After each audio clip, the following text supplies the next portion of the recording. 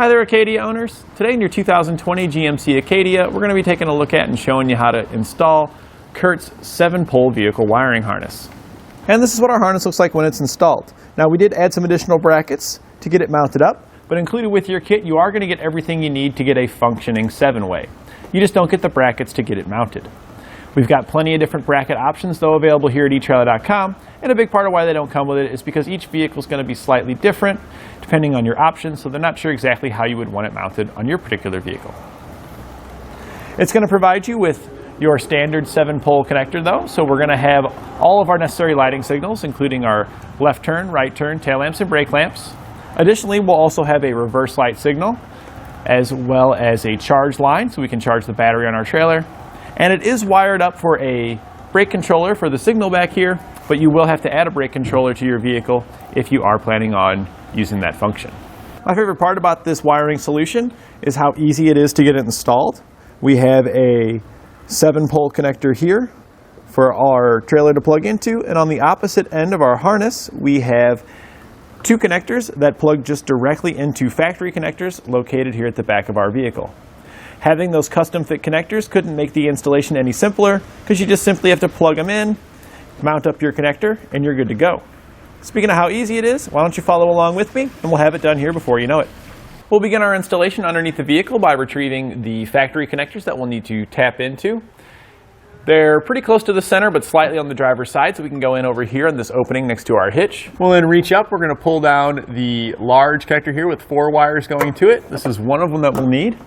Once you've got it pulled down, the red locking tab here, you'll just push up to release it, and then we can press in on the release tab there and pull the dummy plug out of it. It's easier if you use one hand to press in on the release tab and the other hand to pull the dummy plug out. There's another connector we're going to need up here as well, though, and it's located just below the connector we took out. We've got this plastic piece right here, and this one's located just on top of that plastic piece. So we can just pop this one off of there as well. And we're going to press in on the release tab here, and then we can slide out that dummy plug. We can now take our new harness and we're just going to plug these connectors right into our factory harnesses. Plug the 2 together. They'll line up. You'll see it's got these little ears here on the corners. Those will line up with those. Make sure they click in. And then we're going to do the same thing now with our 4-pin connector. We're just going to bring that one over, line these 2 connectors up, and plug them in as well.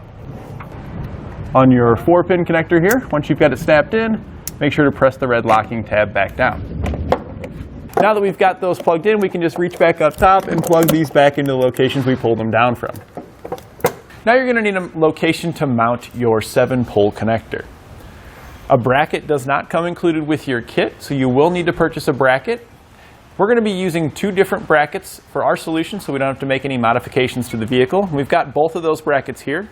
Here we have our 7-pole bracket, which we have attached to our long no-drill bracket. Now you could just get a 7-pole bracket and run it into your hitch or something like that, or your bumper, but then you have to modify it. If you get a no-drill bracket like this, it will go on your hitch. You'll receive a clamp that comes with it. That will just go right around your hitch. We'll slide the other end of the clamp through there. It's all right if it slides down, we can adjust it here as we're tightening it up.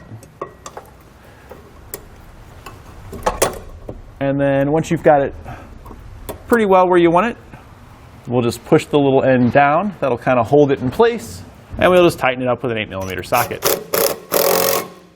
The excess here you can trim off, and I do recommend it. We can now install our 7-pole connector. So we'll just slide it through our bracket that we installed and then mount it up with the hardware that comes included with your bracket. So we'll just slide it through and then secure it with the nut on the opposite side. We're going to do the same thing for the 3 remaining holes. Once you've got those snugged up, we can take the other end of our harness.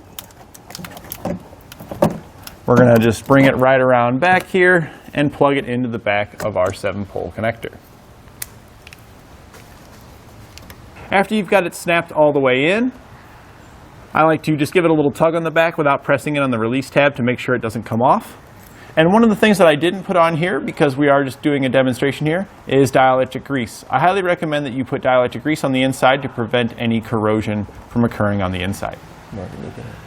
If you need dielectric grease, you can get some here at eTrailer.com. You'll not want to plug it in and test it out. I highly recommend using a tester like we have here, so you can verify that everything on your vehicle is working. In the event that you do have a short or something on your trailer, you're ruling that out. You can get testers like this here at eTrailer.com. You'll already notice that one of the lights is lit up, and that's our charge line circuit, so we can see that we are putting out a charge to our trailer. But you also want to check the rest of your circuits. We have our left turn signal, right turn signal, tail lamps, brake lamps, as well as reverse. And the last one we have is a brake controller signal, but we don't have a brake controller installed on our vehicle, so we can't show that one off today. With all of our signals working properly though, we're ready to hook up our trailer and hit the road. And that completes our installation of Curt's 7-pole vehicle wiring harness on our 2020 GMC Acadia.